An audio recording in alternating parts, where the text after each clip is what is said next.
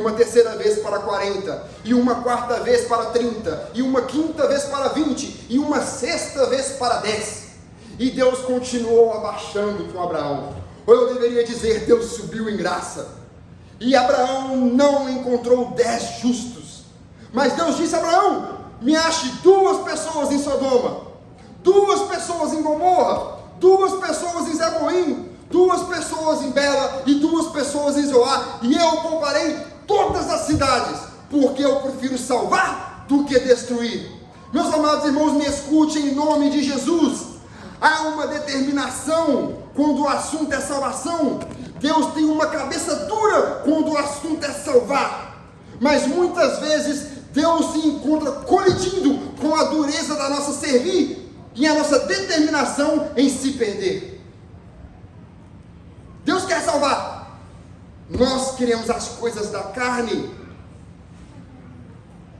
Assim diz o Senhor, não me comprazo na morte do perverso, mas que ele se arrepende e viva. Arrependei-vos, arrependei-vos. Meus amados irmãos, ele não quer que ninguém pereça, mas que não todos cheguem ao arrependimento. E na sua insistência e determinação, ele fez o que era impossível humanamente falando. Ele enviou o seu filho, despojou-se de tudo e tornou-se um de nós. Lutou a nossa luta, carregou os nossos pecados, foi contado com os transgressores, moído pela sua iniquidade e transpassado pela minha culpa. Assim ele foi levado ao matadouro, e da sua herança quem a cogitou? Meus amados irmãos, Jesus Cristo, ele sofreu, provou a morte por todo o homem. Tudo isso ele fez por causa da insistência de Deus, o Pai, que escolheu lutar por você e por mim. Agora nós vamos ler o texto principal do sermão, e eu peço toda a atenção neste momento. Abra sua Bíblia no capítulo 5 de Isaías. Meus amados irmãos, é um capítulo extraordinário. Nós conhecemos muito bem o capítulo 6, é um capítulo muito famoso, que o profeta Isaías dialoga com Deus, e Deus ali o purifica e o prepara para um lindo trabalho. Ele pergunta, Senhor, quem há de ir? Eu estou aqui, mande a mim. Mas o capítulo 5 é um capítulo maravilhoso. É uma parábola em forma de canção. Isto mesmo, amados irmãos. Parábola no livro de Isaías, veja que linda parábola. O capítulo 5, livro de Isaías, nós vamos ler, vamos lá, Tiagão, a partir do versículo 1. Todos encontraram? Isaías, vamos lá? Amém. Vamos dar tempo para que todos encontrem, porque este texto é muito importante. Isaías, amados irmãos, capítulo 5, do verso 1 ao verso 7, encontraram? Amém. Título do sermão, Duas Cabeças Duras. Agora cantarei ao meu amado o cântico do meu amado a respeito da sua vida. Este amado é Jesus Cristo. E esta aqui é uma canção profética, em forma de parábola, de Jesus e o povo de Deus. Quem que era a vinha de Deus? Quem que era a vinha de Deus, povo de Deus? Israel. Agora cantarei ao meu amado Jesus Cristo, o cântico do meu amado a respeito da sua vinha. O meu amado teve uma vinha no outeiro fertilíssimo. Jesus Cristo tinha um povo num lugar perfeito, um lugar que manava leite e mel. E ele o que? No verso 2? Sachou-a, ou cercou-a. O livro Desejado de Todas as Nações, página 596, fala que esta cerca eram os mandamentos de Deus. Ninguém diz amém para a lei de Deus? Amém. Que amém? Ninguém diz amém para a lei de Deus. Amém. É um muro de proteção. E Deus tinha um povo, um outeiro fertilíssimo, e a primeira coisa que ele fez foi cercar. E aquele muro de proteção dizia: quem viver de acordo com essas leis morais, eu protegerei, porque eles são meus. Ele cercou-a, limpou das pedras ao redor, tirou todas as nações politeístas, imundas, que acreditavam em vários outros deuses. E quando eu digo imundo, me escute, não é individualmente, é a crença. Sachou-a, limpou-a das pedras e a plantou de vides escolhidas. As vides escolhidas são os homens de Judá. Não só isso, edificou no meio dela uma torre e também abriu um lagar. Ah, meus irmãos, eu me emociono. Veja que tudo Jesus fez para que desse certo aquela nação. O jardineiro cuidou de tudo para que a vinha florescesse. E não é de se admirar que ele queresse que desse uvas boas. Continua o verso 2. Então, ele esperava que o quê? Vocês estão lendo? Sim. Por que eu não estou escutando a voz de vocês? Então, ele esperava que desse Uvas boas. Mas deu o que, irmãos? Uvas bravas. Que tristeza. Tudo necessário para que aquela nação florescesse, Jesus fez. E naturalmente ele esperava que desse uvas boas.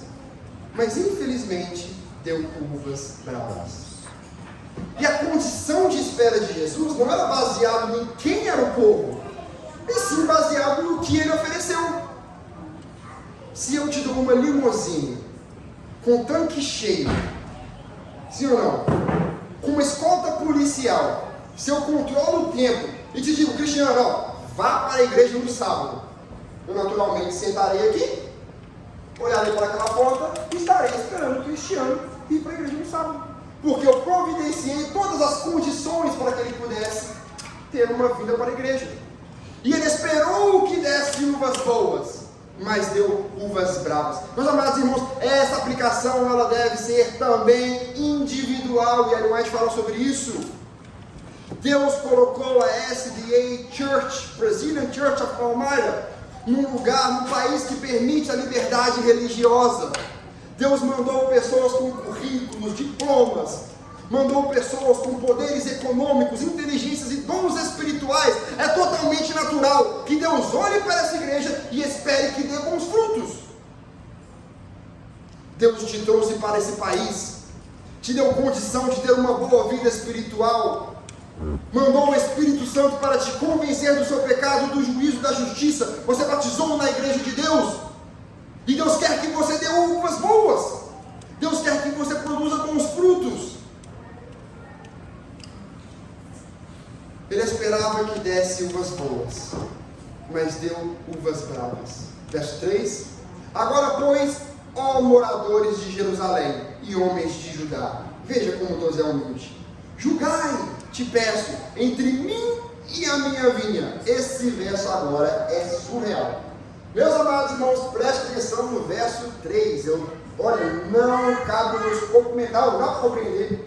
Olha o que Deus está falando. Julgai entre mim e a minha vinha. O que mais se poderia fazer ainda a minha vinha que eu lhe não tenha feito? Meus amados irmãos, tem pessoas que levam a Deus a um lugar que não há nada mais que Deus possa fazer. Vocês não escutaram o que eu disse? Deus ele é onipotente, sim ou não? Sim. O que onipotente significa? Pode tudo.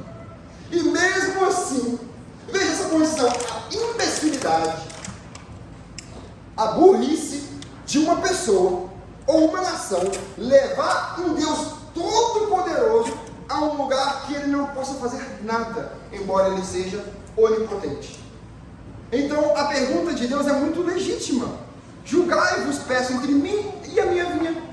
O que mais se poderia fazer ainda a minha vinha que eu lhe não tenha feito?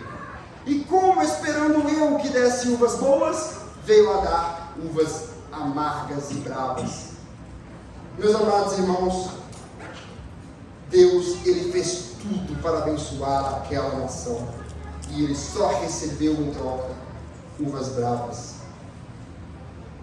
Então, eu devo me perguntar, o que mais eu estou esperando Deus fazer por mim, sendo que ele já fez tudo em meu seu filho?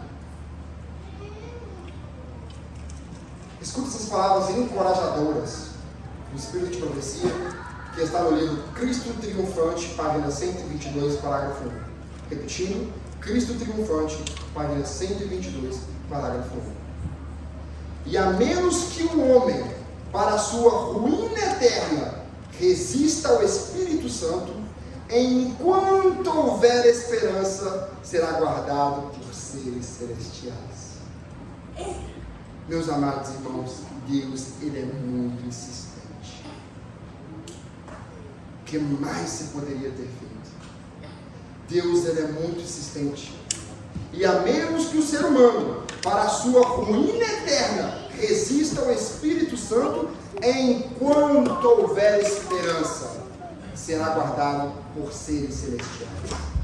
Por isso que neste momento existem prostitutas em Palmyra e Filadélfia que estão sendo guardadas pelos anjos de Deus. Amém. Há uma pessoa com uma arma na cintura, planejando algo maligno, e o Espírito Santo tentando refreá-lo. Talvez não impeça que esteja um acidente fatal de saúde, porque muitas pessoas, a única forma de lembrar de Deus é sobre uma cama no hospital olhando para cima. Enquanto houver esperança, serão guardados por seres celestes. Deixe-me colocar num português brasileiro. Às vezes eu me pego pensando como deve ser Deus dialogando com o Pai, o Espírito ou os anjos. E ali, Deus dando ordem para os anjos guardar aquela pessoa. E o anjo sem entender, mas Senhor, por quê? Veja aquela pessoa. Meu exemplo aqui, eu vou dizer na minha vida. Veja aquele homem, ele foi tão longe, se enredou nos caminhos do mal, foi um zeloso agente de Satanás,